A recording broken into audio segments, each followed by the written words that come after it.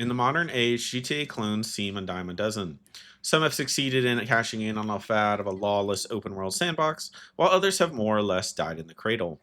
As someone who has been playing the Grand Theft Auto series since GTA 3 on the PS2, at an age where I definitely should not have been, it's safe to say that I have seen my fair share of clones. This isn't to say that there haven't been more than a few enjoyable ones in the time since then. The first ones that come to mind are the playful Saints Row, the somewhat revolutionary tech focused Watch Dogs, and even the Scarface game on the PS2 managed to both add something new to the formula while also retaining what makes this genre of game so entertaining. But what makes GTA unique?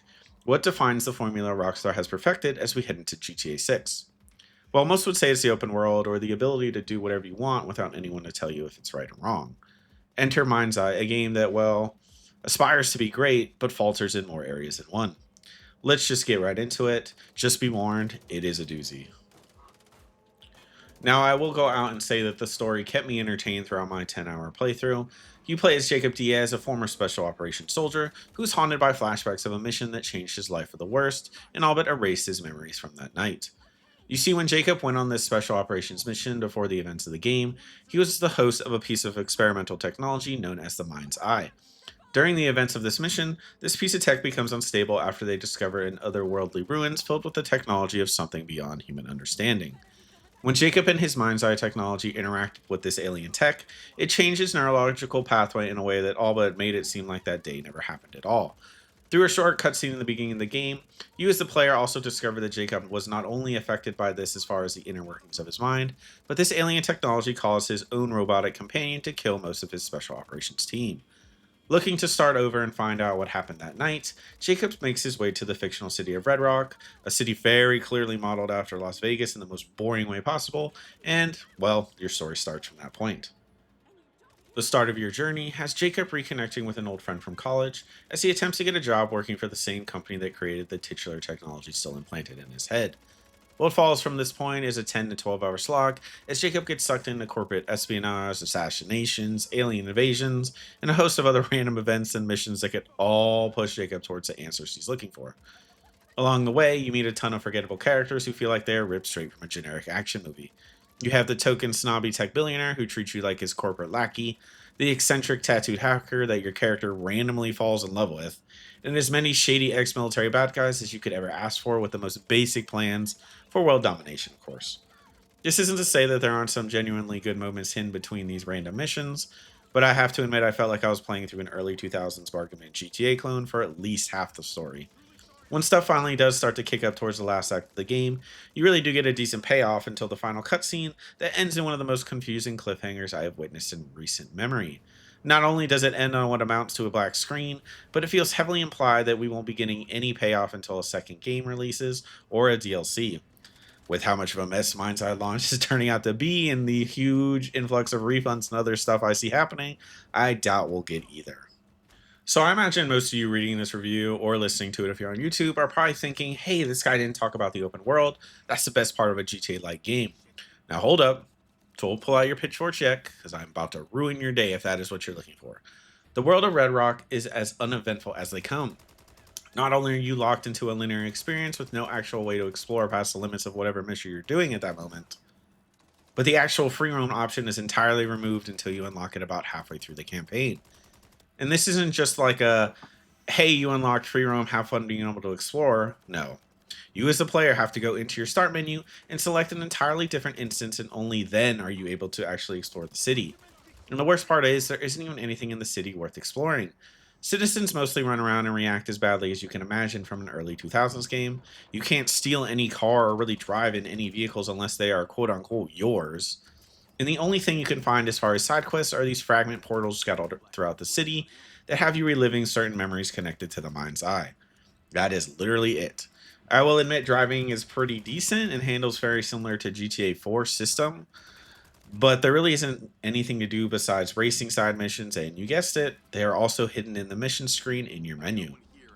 I mean, overall, I don't think anyone could have come up with a more disappointing world, even if they tried. The potential is there to add user created content, but half of the game's player base isn't going to make it that far, anyways, with how badly the game runs, as the concept of building user content is locked behind finishing the game. So 99% of the players aren't going to make it there. Now, the performance is really what's going to kill it for most people. And I'm not even going to waste that much time on it, as you really only need to know a few things. First off, the game is locked to 30 FPS no matter what console you're on. Doesn't matter how beefy your computer is or if you have a PS5 Pro or anything like that. The game is hard locked to 30 FPS in 2025. 30 frames per second in the age of standardized 144 hertz monitors, and 60 FPS on even the most basic of GPUs. It really makes you wonder what happened, and honestly, you pair this with the fact that screen tears, stuttering to the point where you're getting less than 15 frames per second is really common in gunfights, and pop-ups will be occurring every second as you traverse the world, and I can't really say that anyone is going to be enjoying their time in this fictional version of Las Vegas. Actually, talk about the gameplay. I mean, it isn't awful by any means, but it is as bare bones as even I could have imagined. First off, there's a glaring lack of basic gameplay aspects that I thought would be present in a game of this genre. Things such as the option to shoot out of your car, unless it's on one of the money on the rail sections, which believe me, there's about 5 on the rail sections that are just like the most generic thing possible, and even the ability to melee seem completely absent. The gunplay itself is very basic, and most gunfights dumb down to mowing down dozens, if not hundreds of enemies that all look and pretty much act the same. This leads to your first mission's gunfight feeling more or less the same as your final missions as well. There's barely any variety past the usual robots and soldiers you've seen 100 times. There is a new type of enemy that appears in the later stages of the game, but these newer enhanced robots function the same as the base one, but with the added bonus of having about double the health and half the aim. The gunplay isn't going to blow your socks off, but it's so bare that it almost felt like I was playing a game from the early 2000s, not one made in the past 5 years. Pair this with the fact that the only real weapons you have access to are the very uninventive variety of weapons from the standard assault rifles, pistols, and shotguns, and really you do have a game that doesn't seem too intent on changing anything but the basic formula. Most gunfights can be described as a simple 3-step process that extends from the first mission all the way to the last. Enter cover, which I will say the cover system is okay. Let the brain dead AI come to you or pop their heads up, and you shoot them in the face. That is pretty much it. Like I said, there's barely any enemy variety. When the gunfights you get into are more or less a battle of attrition, with the only thing running out being your patience. There is a small robot companion you get the second half of the game that spices up your fights, but by the time you unlock his last skill, the story only has about 2 to 3 hours left in the tank. He lets you stun the robots, hack them so that they will fight for you, and toss a special type of grenade into groups of humans and robot enemies alike to cause a little bit of mayhem.